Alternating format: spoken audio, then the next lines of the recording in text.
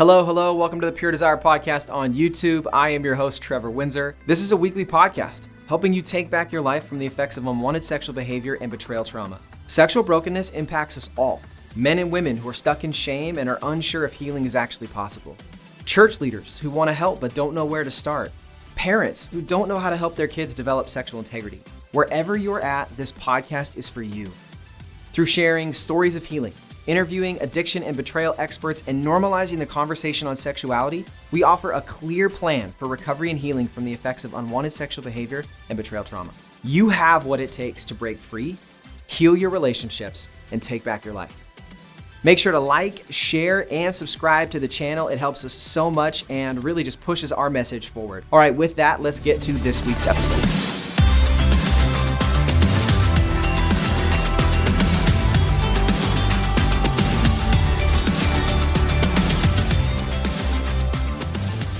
Well, Immanuel and Michelle, thank you for being here. First of all, I am so excited to have you guys. When Heather and I were deciding what episodes we wanted to do, I automatically thought I want to speak on the connection of racism and sexual brokenness because I've done that talk another place and we've never had it here at Pure Desire. So naturally, I reached out to my other Black coworker only. You are the other. Okay, you are the other, my Black coworker.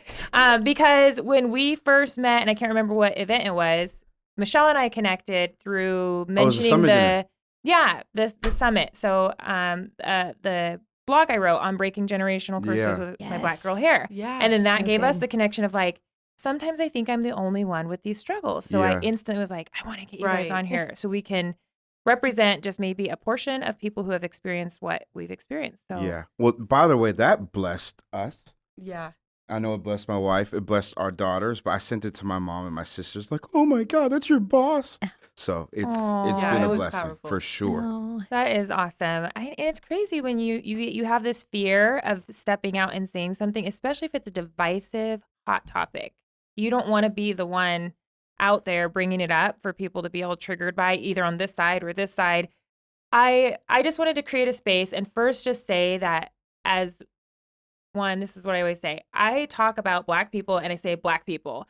You can say people of color, minority group, whatever, racial diversity, however you want to categorize it. When I grew up, I called myself a Black person in a Black family and people commented on my Blackness. So that's how I talk. And I hope to never be offensive to anybody. Yeah. And also I share my story and you guys are going to share your story through your lens. And so although it's representative of lots of people, we're not saying this is everybody's story.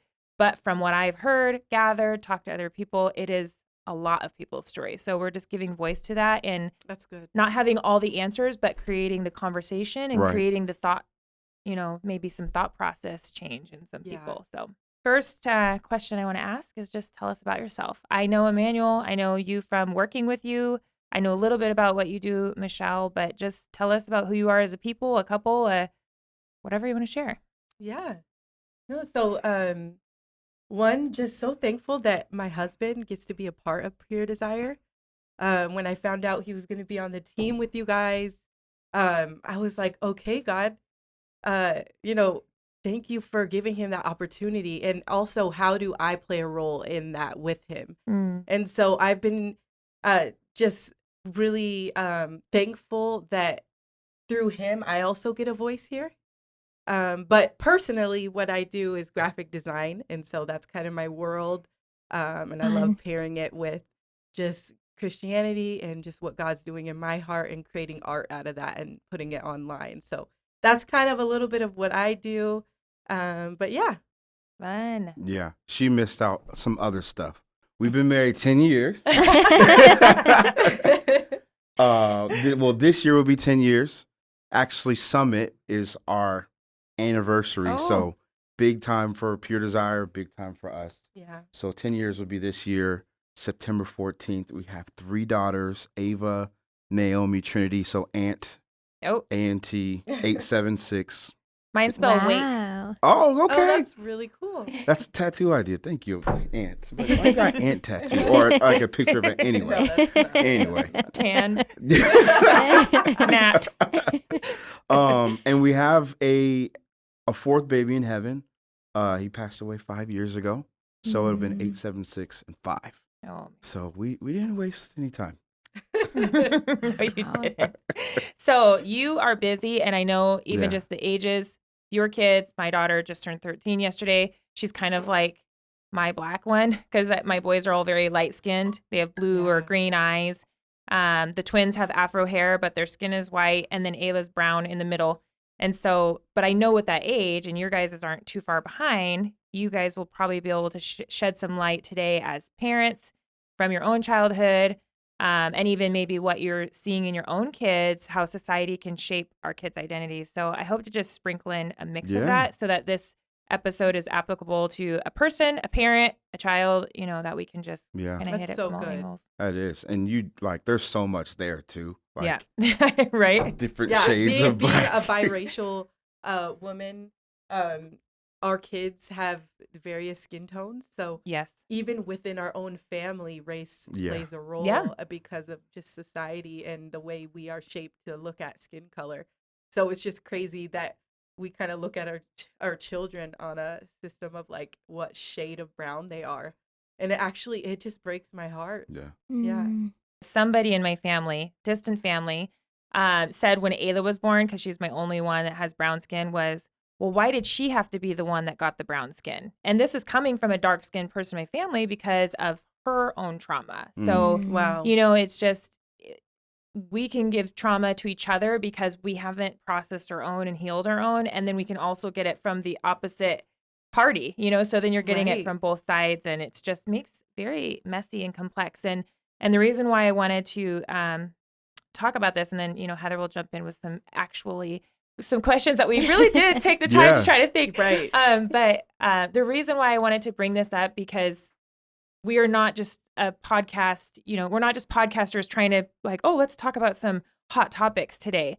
But I have seen, because I've overseen the groups at Pure Desire for 7 years, 7.5, 8 really, that if you can't talk about your whole trauma story, you're going to have a trouble healing from your sexual brokenness. You're going to have trouble healing from betrayal, because I felt insecure. And so even with a white husband, there's parts of my story that were still broken that it was like, well, I just needed to kind of be thankful with what I got, even if the behavior wasn't really good and it wasn't fair treatment and it wasn't, so within this context of Pure Desire, that's why we get to talk about this. And hopefully we can educate group leaders and we can educate group members that group here at Pure Desire, if we have anything to do with it, is a safe place. And we can help leaders figure out how to facilitate groups and be able to talk about all hot topics. I got an abortion. I've experienced racism. That's so good. All hot topics in a way that's safe for the group member, but doesn't ignite tension in the group. Yeah. We need to teach group members that it's okay for people to have their trauma, and it may be something that touches on your trauma. Yeah, in the it's okay way. to be uncomfortable. Yes, it's okay to be uncomfortable. So that's what we're doing today. Yeah. That's great. So good. Let's get started. So, what challenges does race play in overcoming sexual brokenness? And this is like 2-part question. And then also, how does it interfere with safety in a group and a person's recovery and healing? It's a loaded question. So first off, I'm going to do my best to try to capture what I think are some important things to bring up. For me, race played a role in sexual brokenness because there is a stigma and a social issue in our world of Black individuals not having community because of history and everything that Black people have gone through in America. Isolation is prevalent.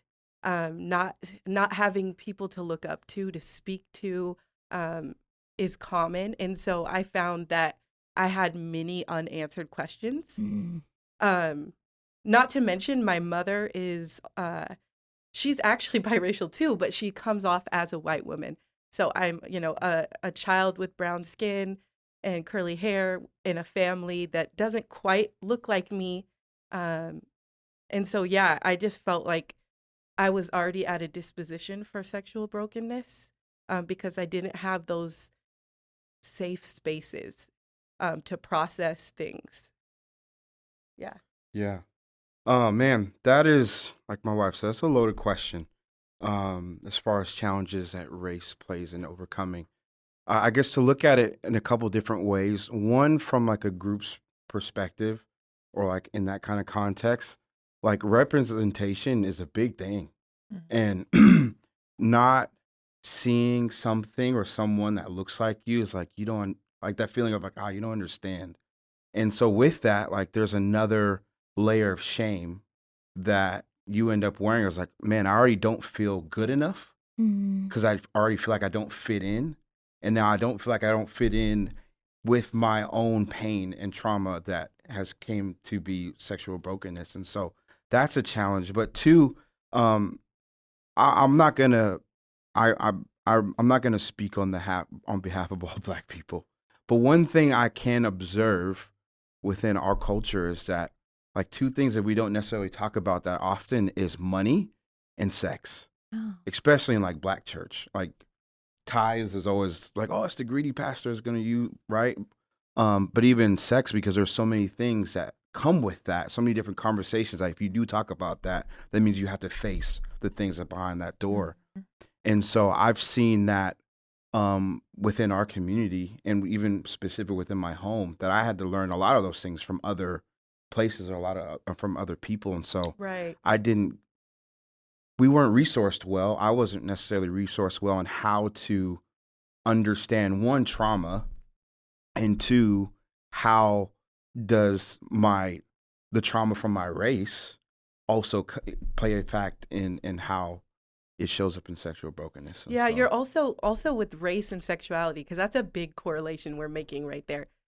Is what is being modeled to you? Mm-hmm. What are you? Because as a child, it's like more is caught than what is taught. So like in my home, it was domestic violence, and what did that teach me about being a brown family? What did that teach me about not feeling safe, and then how that played a role in how I grew up and what I believed about myself, making poor decisions out of that, poor sexual behavior decisions, because I'm, like my mom was treated like a victim, so I guess I'm a victim. So that really was like a common message in my early high school years and even into my 20s. It's just like this victim role. Yeah. yeah. And it does.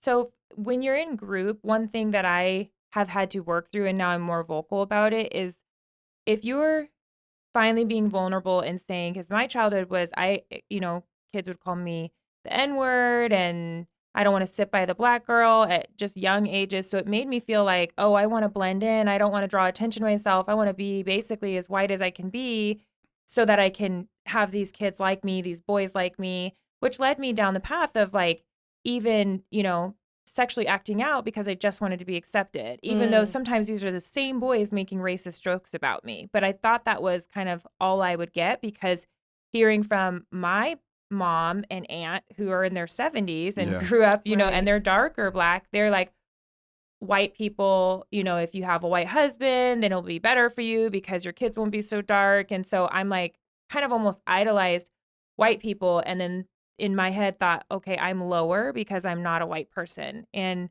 what that did was just created a bunch of identity crises that led into sexual crisis. And when I finally started processing it out loud, I started it with just friends and people I knew. Some of the comments were it's almost like, institutional trauma, but in that sense where you finally decide to start talking about it. And it's like, well, you're not even that Black, so why are you upset? Yeah. Or you're not even, which is so like, you don't say those kinds of things. Or, are you sure that that's what they meant? Because you're so pretty. Or, just minimizing what I experienced, or that never happened to you.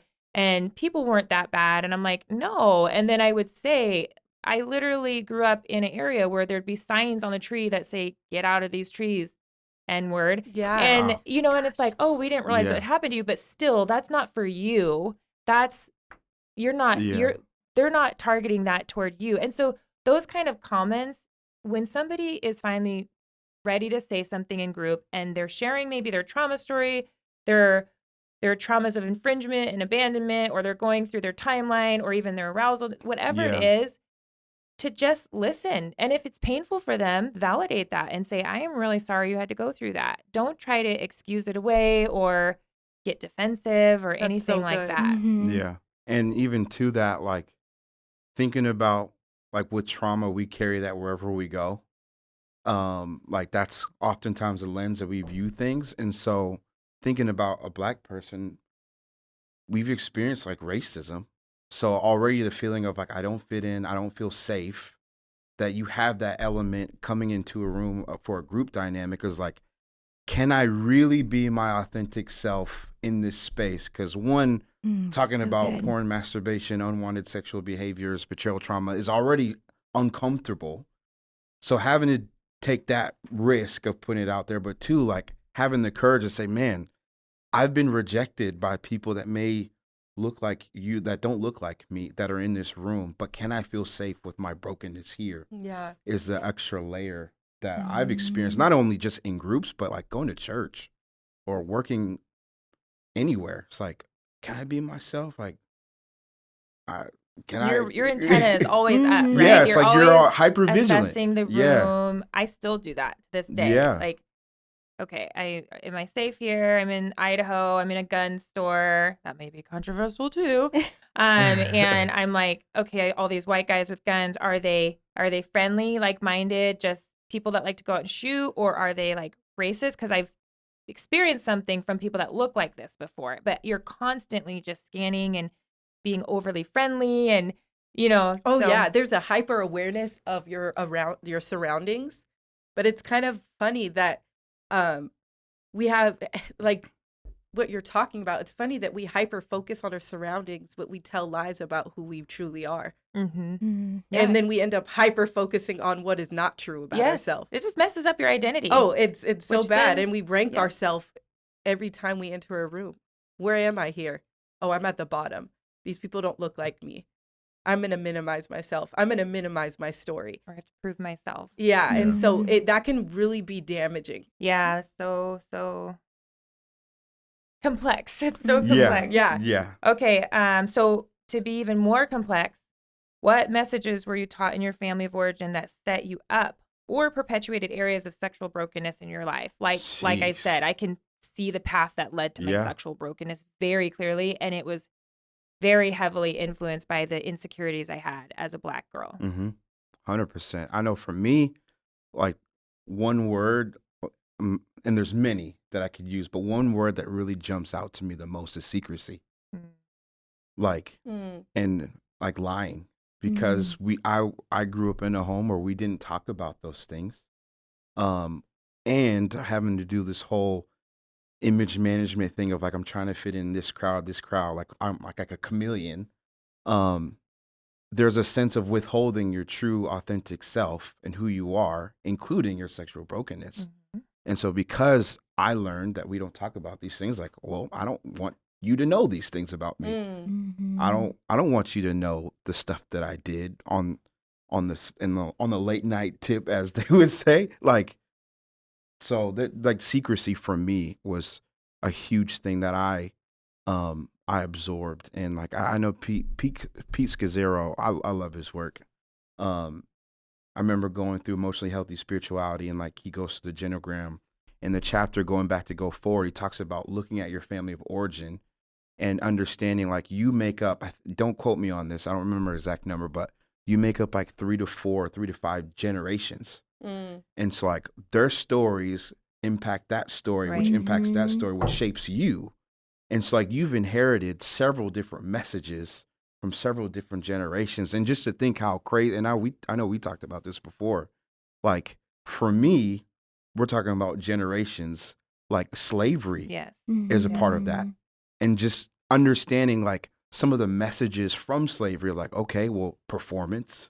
I got to work to earn my value, or I have to be quiet. I can't talk about this because I might be punished, or like like all these different layers that impacted the generations before me, that kind of messages that I've heard today of like, no, you got to work earn your right, like earn your worth. You got to perform. You got to work hard. Like we don't talk about stuff. We don't deal with pain. Like we got to power through. And so all of those things impacted, at least for me, my view, my world with sexual brokenness. And so. Yeah. And like what you, like our family line also comes from descendants of slaves. Like it was like two or three generations back. The slave owner couldn't have kids, and believe it or not, his wife's name was Sarah, and my ancestor's name was Hagar, and that's where our line comes from. Yeah. And so having that, I remember my mom even saying, "Oh, we have somebody in our line that went to the store and they jacked the price because he was a black guy, and he confronted the store owner and he was hanged." And so it's like, that's real trauma. That's not that far back. Yeah. And so that's where understanding more of that helped me to understand my mom. And when I finally started talking with her as an adult, I found out that she was raped by her lieutenant in the Army as a virgin. And if she didn't do it, he was going to leave her in KKK territory. And so all of a sudden, my picture started connecting. And I'm like, wow, this is important for us to talk about with our kids if this is part of our story, as it is with our sexual brokenness, like the whole story, not just understanding the whole narrative. Because when my mom would say things like, do your hair like this, she was trying to minimize trauma for me from her trauma. But it was screwing up my own, like my own confidence in who God made me be. And so when she was trying to protect me from things that she experienced, or you're going to have to work harder because white people normally get the jobs. That came out of her trauma, that white people would get the jobs over her in 1960, you know? And so her saying that you need to perform like this, look like this, don't be too loud, don't be too black. And it was really just shaping this little soul of, I need to look and act like this. And that came out of her trauma, and that impacted who I ended up marrying and what I ended up doing and what I ended up thinking I was good enough for. Yeah, even like the secrets, like don't speak up because you're gonna speak about like ill about our family name. Like keep quiet. Like no, don't. Like they said, like don't say anything about Uncle Gary, whoever he is. Like don't say nothing about that because that's some of them. I don't have Uncle Gary. I'm just making up names. But like, and to that point, we heard through our counselor, which lives with us forever, is what doesn't get transformed gets transmitted. So like whatever trauma does not get processed, dealt with, transformed, like you will transmit that to not only every context that you're in, but like generationally, my girls will inherit my trauma because I didn't do my due diligence of being responsible and taking ownership from the things that I inherited that were outside of my control. And right. So, I would say to your guys' thoughts is,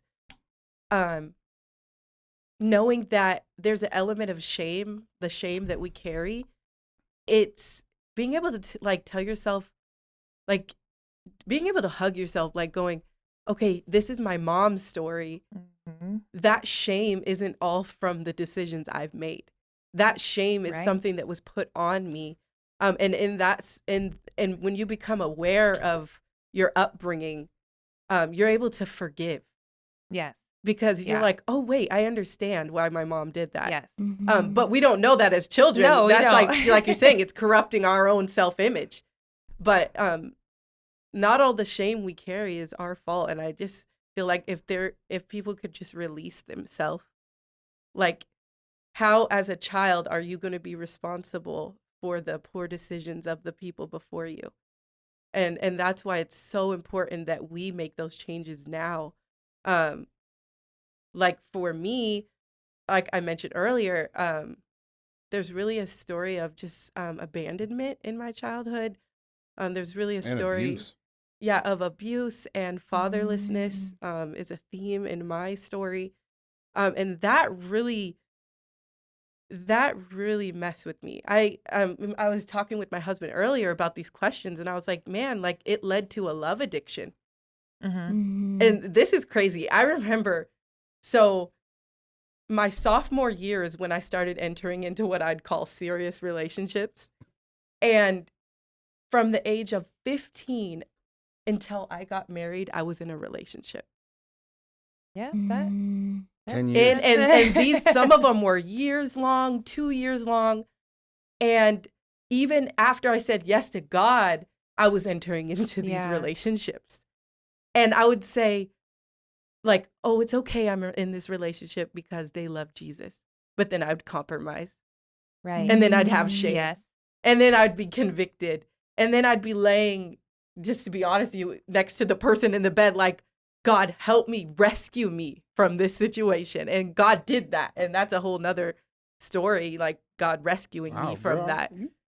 But are we having disclosure? No. I'm just like, I'm really proud of my wife. I'm really proud of her. But I'm just like, to get back to the core, to get back to the point is like, I can literally transport myself back to those times and see the brokenness, see the disposition that I was in, and not saying it's like, it's all my father's fault. It's all my mom's fault. Because when we do that, it's like, we naturally say that person's all good or that person's all bad. Yeah. But I am aware that they were also at a disposition.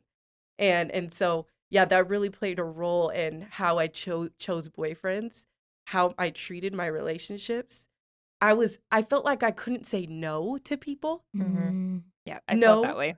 Like, okay, I got to do this because, I need, like, I said this to my husband earlier. I said, even though what I was engaging in was breaking me, I made this weird correlation that I needed that validation so much that I was willing to compromise my sexual integrity. Yeah. Like, how awful is that? Yeah. Like, God, I'm willing to sacrifice my body because I need the affirmation. I'm not getting it from my home. And quite frankly, I'm not getting it from you, God. Not, like, obviously, this is not where I am today.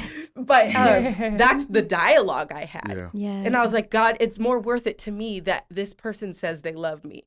Yeah. It's more worth it to me that this person says I look beautiful because I needed my cup filled. But you did bring up a good point, though, about the fatherlessness, that is just statistically higher in Black homes. Incarceration, arrest rate, prostitution, that's all higher. And so it like we have to keep breaking the cycles, you know? Yeah, it's cycles. But we have to have the resources, tools, and awareness and bringing that shame down to break the cycles, because we know that shame drives addiction and we're stuck in these shame cycles. So I think that probably is more so anything that this conversation is about breaking shame cycles, because that's what leads to addiction. And ours happens to be some racism in our shame cycle, but somebody else may have another, No, that's so good. And to tie it back to race, there was one particular lie I can remember to this day in my childhood. And my grandfather was a very dark-skinned man. And being that, my family unit was biracial, and me and my siblings all looked different. We had various tones of skin. Very different. I actually was the darkest in my family. And I guess when I was a toddler, he told my mom she's going to have a hard life because her skin is darker. And when people speak those words over you, they don't realize it's a mantle. The distance that it goes. The power that it has. Which is so interesting because I'm close to your skin color. Right. And I'm the lightest one in my family because we're also mixed and we're all different shades. My brother was full Black, but I'm the lightest. And so my siblings always heard the message, Ashley's eyes are lighter, the opposite message. Yeah. And so it just confused me because that's the message I heard at home. And then, boop, I'm in school. I'm the only Black person. So now I'm the darkest. Yeah. And so it's like, I'm so confused. I don't know who I am. No, that's so real. And you know what's crazy? Like, is this funny, but not funny? Like, so within my family, like, and my wife probably, she knows it, but like, within my own family, like, we joke about who's the darkest sometimes. Like, oh man, you're so dark. That it's like, that's so awful. But like, even that comparison of like lighter skin or darker skin happens within we laugh away our shame. Exactly. To feel more comfortable. And that's why we say on this podcast, it's going to be different for everybody, because all my kids, they're like, I wish I was darker. I wish, we're kind of like same look from the outside. It looks the same, right? Yeah. But the trauma can be just so different depending on the family. Yeah. So really looking at what lies your family or your upbringing or generational curses have been passed down, so that whatever it is, we can start breaking it. No, that's good. Okay, So, in what ways are you cultivating health in your family and with your kids to break harmful intergenerational messages? And so you've kind of touched a little bit Yeah. on this, but can you expand on that? Yeah, this is something really cool that we've incorporated into our family. We live in the country here in Oregon. We live in Sandy, which is probably like us and like 5 or 6 other Black families that live in Sandy. But we're We're love like Sandy. a sore thumb out there. Yeah, everybody knows us. Like, oh, it's a girl. Anyway, but our girls have had challenges with racism already. Like there was a boy that would call one of my daughters poop, or you look like this and this, that, and the third. And as a parent, reliving my own moments at their age, I'm like, oh my God, like I thought my kids would not have to go through this. Yeah. I thought we were further along. And so like as a dad, then having to step into these spaces, like advocating for my kids, but then doubling back to speak life and truth into my kids. That's something that we've been doing. So one thing, and if you're a parent watching this, like you could take this for what it is, but like we do this every night now. Because one of our daughters, our oldest, she was having struggles with like her hair, because all of our girls identify with hair. Like, I want my hair straightened like such and such, or why is my hair so curly? And then skin color, and then everything, just identity. And we're like, man, we need to try something. And so my wife and I, after like we call sometimes intense fellowship, we're like, man, what do we do? I'm like, well, let's pray. And like, let's try this tonight. So like, we're not going to do tablet time or anything like that. Like, we're going to be present. And we do this thing where each night we rotate a kid, and then we'll even do it too. And the kids got like this big old beanbag chair, and like we sit in it and we call it the hot seat. Oh, yep. And they sit in it. Everybody has to go around and tell this person, like, what do they love about them? Oh. Not only like, what do they see, but like character. And then our daughters, or even us, they'll have to say, I receive it and I believe it. And then after that, like we'll have them stand up, and then like, now it's speed round. You got 1 minute to declare all of these things, like God's truths and what you believe about yourself in 1 minute. And at first, like, oh my gosh, I can't do this. But then it's just coming, like, oh my gosh. Really good. And so like, you could take that for what it is, like if you're a parent watching this, but yeah, no shame. Like if you're not no. doing that, it's that's okay. something that we had to, like, in a moment of like, what do we do about this? Because we're clearly seeing like our children are struggling with their identity and being Black. Speaking truth And over speaking them truth, instead and of wanting to letting them- rewrite the narrative of like, okay, how do we, through us processing our own trauma, incorporate like health for our kids, so that when they get older, like, nah, I know who I am. I know who God says I am. I know who I am. And whatever you're saying is not true. Yeah. And so It just gives them a chance to reroute their thought process instead of leaving them in the truth, leaving them in the distortion. Yes. They're able to reroute. And so it's funny, we also do this thing too, where I'm sure a lot of families do this. It's like the highs and lows of the day. But coupled with that, I think what it's doing is it's creating a authenticity in them to share what they love about people, even without us telling them. Yeah. Like my youngest will be like, Mom, I love your skin, out of the blue. Or Mom, I love your hair. And it will be right on time. Yeah, right. Right on time. Like, yeah. you know, obviously I don't want that codependent relationship with my kids, like where I'm like, give me all the things, the words. But when it comes like naturally, because we've cultivated that in our house, those moments are like filled with gold.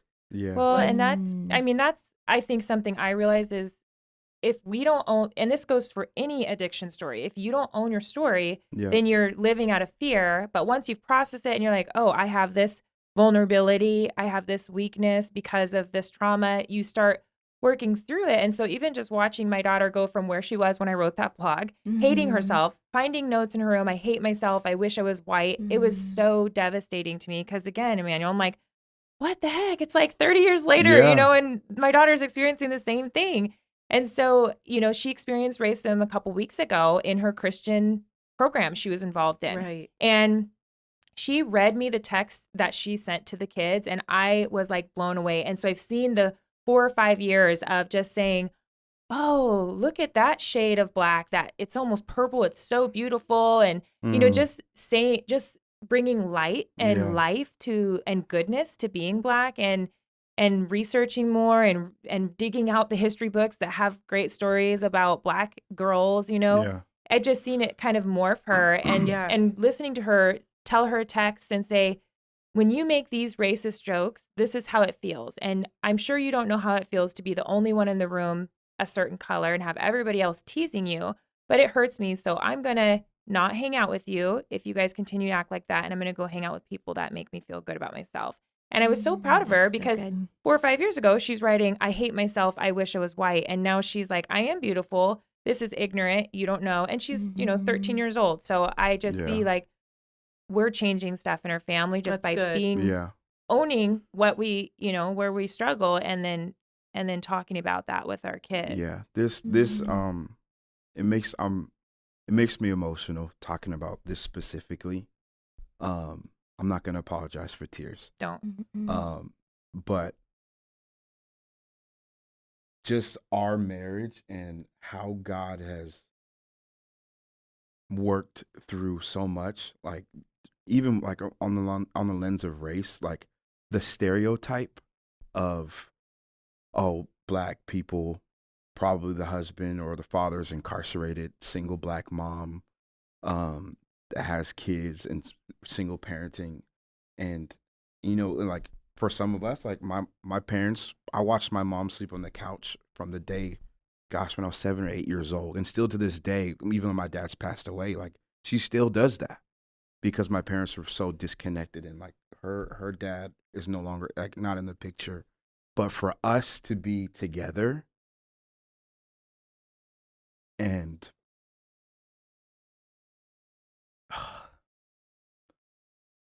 show affection with each other, and like we're together, we parent together, we love each other. Like I'm taking the kids to school, like and being insane. Like for me, this ministers to me. Like I'm in a white area, and like these little white kids, I wish I have a picture of, like jumping all over me, like Uncle Man, Uncle Man's here, and they're like, wait, there's a black dad with his daughters.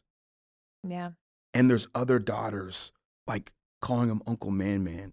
Like it blesses my soul, and just to be a part of rewriting people's story, like rewriting first impressions. Like I know a black guy, I know a black couple, like they're married, they have a home, they're home. Like we're the first homeowners in our families. You're not druggies and gangbangers, right? Like we're not whatever perception that you had, and like we're a part of rewriting a narrative. I mean, we're one drop in a huge bucket, but it makes me emotional just thinking like, man, because of what God has done, that's good. Like we're not reliving the narratives that we have inherited for ourselves, and our kids get to see like their kids will not have to worry about what we've been through because they have both of us. I know it's emotional.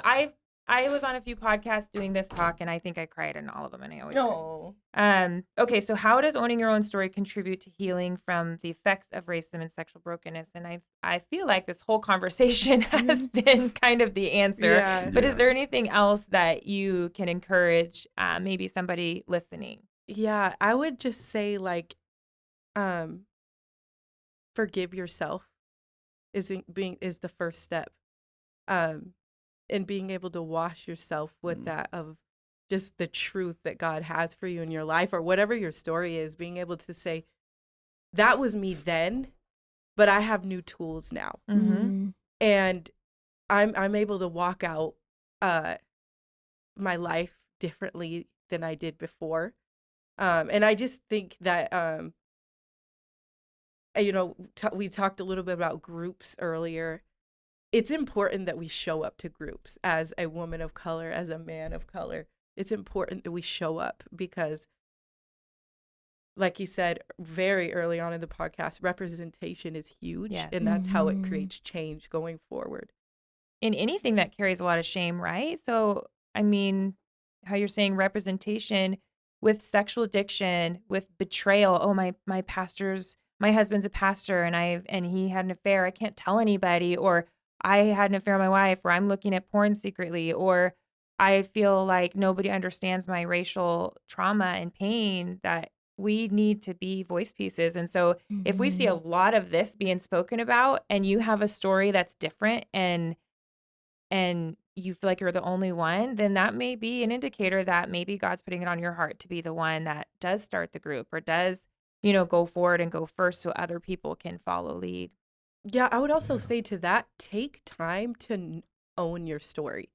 Like, actually intentionally sit down and think about your life and ask for language to be able to verbalize it a certain way. Because I feel like words are powerful. The words we say, the words we receive. And so being able to be patient with yourself and say, okay, what's my story and how do I want to say it? And what is the message I want to give? Because trust me, you can give the message of, I have sexual brokenness and I am at a disposition because of my skin color, and it can actually fuel the wrong things.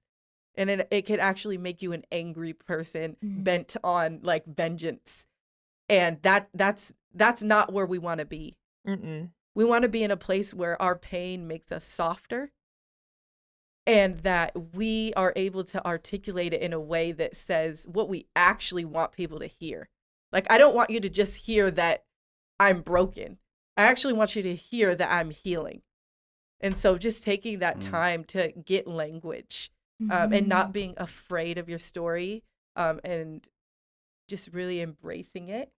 I think that's what I would say. Yeah, Heather, that was in one of our, is it in our Unraveled material where we talk about, moms can raise secure children if they've processed their, help me with that. Yeah, so that moms who can tell a coherent narrative of their trauma can raise secure children. Wow. And it's something like 75% based on research. That takes work, so right? Yeah. That's so good. It takes group. It takes work. It takes community. It takes getting outside of our own filters. So that's why group is so important. Right, because a group gives you a place to process in safety. Yeah. So when you're able to process in safety, you begin to go, oh, okay. And then you start writing stuff down. You start journaling because it's like, and then also you begin to rewrite the lies. Like, wow, today in group, I was safe. Today I shared my story and someone acknowledged it. And so like as leaders in groups, you have got to really look, like as a leader, I would say to the leaders that are leading groups currently right now is to be careful. Care for the like not careful like, oh, I'm going to spill something, but like be careful, be full of care for the people you're around. Dang, that's a bar. And just know that you're helping them get a safe space. Yeah. Yeah. I loved how you said that our pain should make us softer. Yeah. Because I think that is so true. And I think that it also helps to develop empathy because as a white woman, I am not ever going to experience racism. I'm just not. But because I have a really good friend who helps to educate me. It's me, for those of you listening. Yes, I know. But for years of just being able to walk out life together and to be able to empathize with not only Ashley's story, but just even current things that she experiences and raise that awareness of just to change my perspective. Because like Immanuel, you said earlier, I don't think I will ever go into a room and have to read the room the same way that Black people have to. I just won't ever. And because I've lived my whole entire life in Oregon. So you know what I mean? But just being able to raise that awareness. And we even will do trainings together. We went through a training recently called The Trauma of Racism. And just because it's so important for even white people to have an understanding of what it looks like for Black people, because it's different. There's no other way to say it. It just is different. And we can learn and be empathetic and validate what people go through. And it's a great part of the human experience, I think. Well, so, and how healing is it when you don't feel like you have to keep defending yourself, explaining yourself, and you do have somebody that's a white friend or a white leader? Because I went through healing my trauma of my racism through pure desire. It wasn't until I went through the material here that I realized that's a core piece. And I would tell it from the stage as part of my story, but that it was getting in group that I'm like connecting all the dots. And then that enabled me to heal my trauma with my mom. So there'd be times I would text Heather and say, she just made a comment on my hair, or she just, and Heather would just be able to say, that's coming from her trauma, and you can just respond in this way, and you don't have to carry that. And I was able to learn how to respond to my mom and say, I don't like when you make comments about my hair like that, and it makes me feel sad that you won't just accept my hair the way God made it, and I don't want to go to lunch with you anymore. And that was such a different response for me to give to my mom, rather than shutting down, internalizing it, yelling at her. And then she was made with the choice of, I either have to stop talking about my daughter that way, or I will lose relationship. And luckily she chose to keep relationship and grow and change. And we have such a good relationship now. But when I started wearing my hair curly, okay, I'm going to my mom's. It's going to be the first time she's going to make a comment. And my mom made a good comment. But I had my friends who were actually white, all of them, you know, encouraging me and letting me process. So just because you're white doesn't mean that there's not a place, you know, to help heal the brokenness of racism in our society. And it doesn't mean you have to go out there and lead a rally. It could be simple. You're not responsible for the weight of everybody's hurt. It could just be as simple as being a good friend, a good listener, not adding any microaggression insults to somebody, just, you know. Okay. So what, this next question, what would you tell your younger self about navigating the impact of racism and sexual brokenness, right? We can't go backwards, but what would you tell your younger self? Yeah, I honestly feel like a lot of that is parenting today with our kids. Like firsthand telling my younger self what I learned. But one thing that as I think through that question, speaking about racism, I'll use a quick story. Like when we were engaged, I don't even think we were engaged yet. I was taking her home from church. I was being the responsible Christian man. Take her home by a certain time. We got McDonald's and we parked in the church parking lot right outside of her apartment complex. And we're literally debriefing the Bible study. A police car pulls up, knocks on the window. It's like, hey, sir, hey, how you guys doing? I'm like, oh, we're doing good. Hey, I need you to step out the car. I'm like, okay. Everything all right, officer? Like, yeah, no worries. Everything's fine. Cuffs me and throws me on the ground. The narrative I'm telling myself, like, oh my God, what do? I know I had a speeding ticket a while ago that I had to go to court for it. Like, don't judge me. We all have. Like I'm telling this narrative. I'm like, I'm trying to figure out for myself, What'd which goes to show how awful of a situation was. And I'm like, dang, my future wife is gonna leave me. Like, what does she think of me? Which she had some of that. But then I hear her go to the other side of the car. It's like, hey, ma'am, do you have any guns, any weapons? And you just step out of the car and cuffs her and puts her on the ground. I'm like, okay, what is she doing? Like, what's going on? Come to find out, squad cars get called in. He misread our plates by one number, but we fit the description as what his words were. That traumatized me. Oh, yes. Still to this day as I talk about it. What happened to us was not our fault. And this is what I would say. What happened to you with racism is not your fault. But what you do moving forward, you're responsible for. Like what you do with that experience, you can either, like what my wife talked about, become hard and calloused and just view the world through a lens of like hatred. And as Harry Flanagan, one of our clinicians who is phenomenal, I meet with him every week. I love you, and I can't stand you sometimes, Harry, because you kick my tail and I love it. But he talks about like the drama cycle, and one of them is victim. Like blaming everybody for an experience that may have not been your control, but where you get to be healthy is when you are integrating, you're becoming creative and all of these things where you're taking ownership of your story. It's like, what happened to me is not my fault. It's not my fault that he misread my plate, didn't read me my rights and just automatically assumed I fit this description. But I am responsible with what I do with that experience, because it can harden me or soften me. So as I raise our girls using like trauma that I've been through with race and even sexual brokenness, is taking responsibility for the things that I was responsible for and not controlling the things that I didn't have control over, and speaking truth and love for my girls is a part of like me talking to my younger self, like, Immanuel, like, it's not your fault you were called the N-word. It's not your fault that you're Black. Like, own who you are. Like, you're created in the image of God. You're a reflection. You're an image bearer. Like, own that. So Yeah, that's I what I love would do. that. So encouraging. I would probably just say, like, very simple is you're valuable. Like, if I'm speaking directly to my child self right now, is you're valuable. And that alone, I think, would have been enough in that season of life I was in. It just knowing that everything I am and every way that I am created, I'm valuable and loved.